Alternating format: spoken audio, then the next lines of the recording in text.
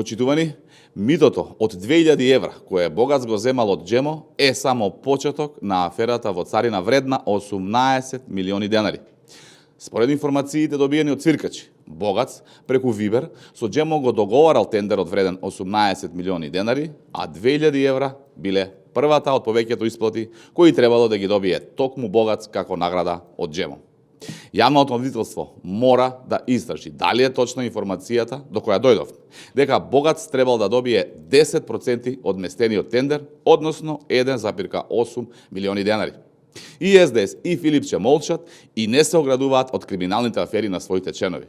Еден ден е Богац, еден ден е поранешен градоначалник на општина, друг ден е член на извршниот одбор на СДС, трет ден цели фамилии, браќа, братучеди, кланови.